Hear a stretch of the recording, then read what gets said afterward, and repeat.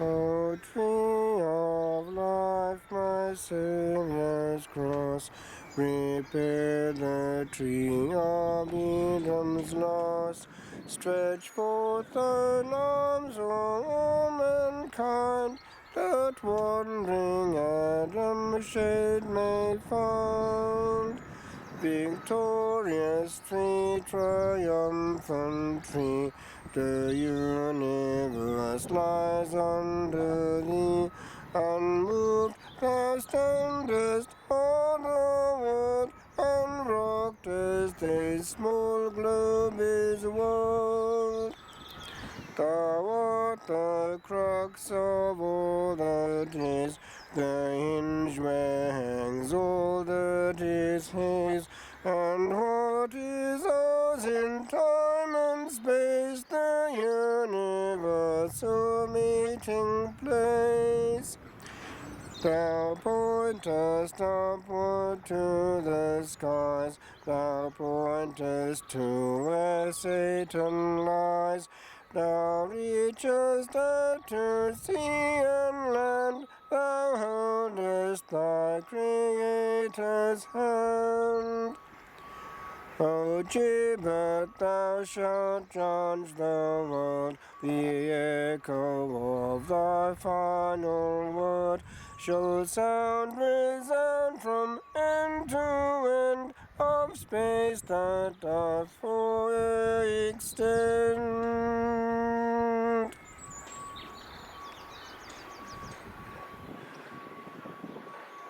On this day, the whole Christian world waits at the foot of the cross.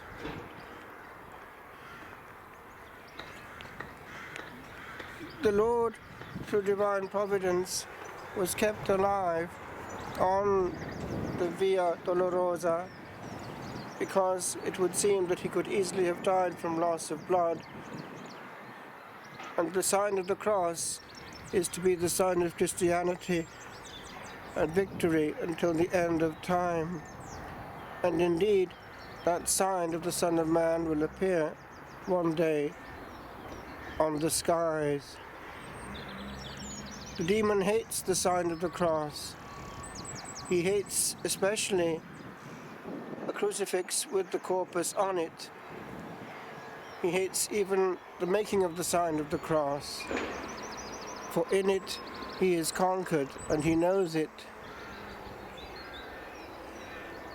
Just underneath the cross, we have, as oftentimes in Ireland, many graves. There is that grave of the Parish Priest, and we have his dates: born in 1903, ordained in 1929.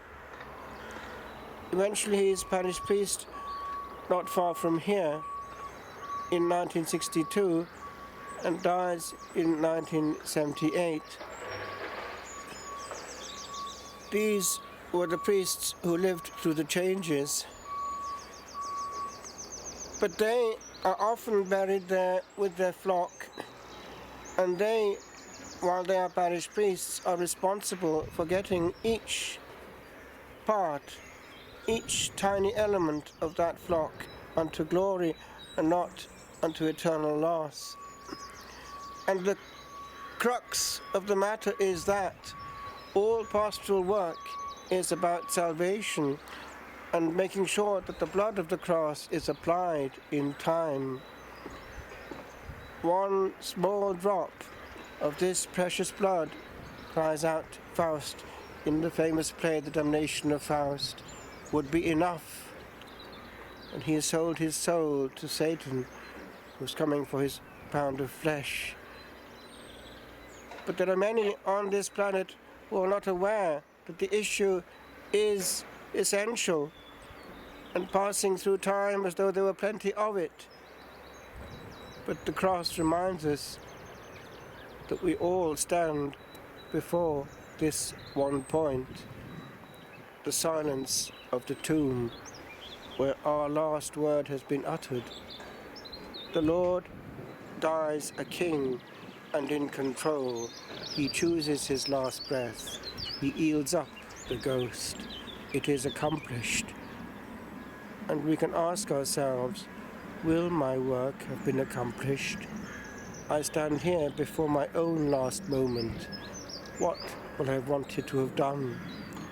And when we see the tomb of a priest, it places each soul who still has his life before him in front of that choice. Because to go into eternity as a consecrated soul, as a priest, is to conquer eternity with the maximum use of time. And eternity is a long time to reflect upon the choice.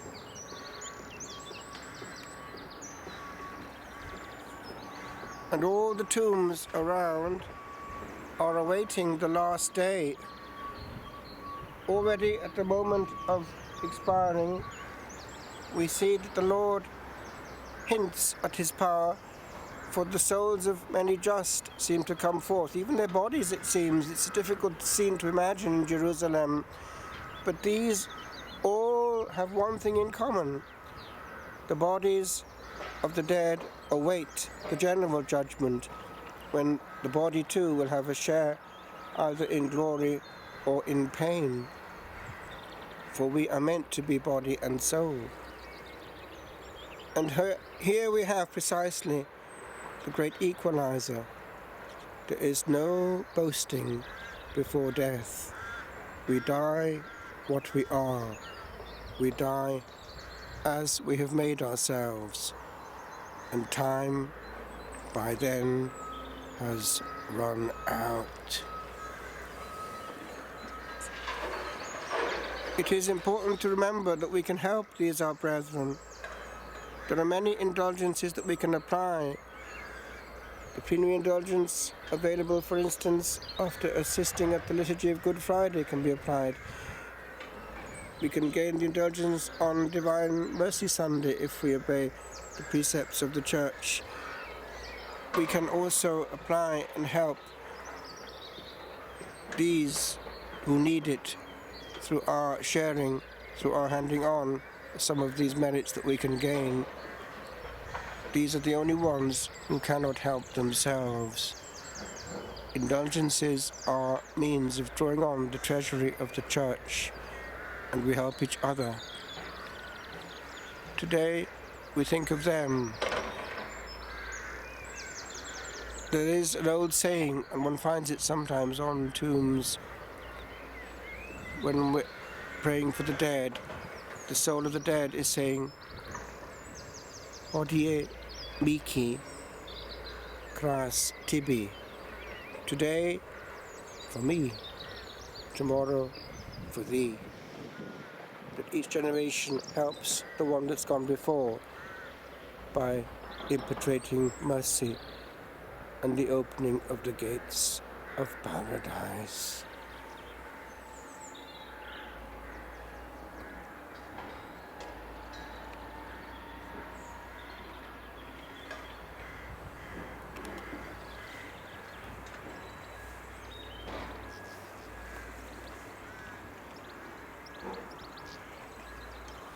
Ego sum resurrectio et vita, qui credit in me, et seam se mortuus fuerit vivet, et omnis qui vivit et credit in me, non moritur in aeternum. Requiem aeternam dona eis Domine, et lux perpetua luceat eis. Requiescant in pace. Amen.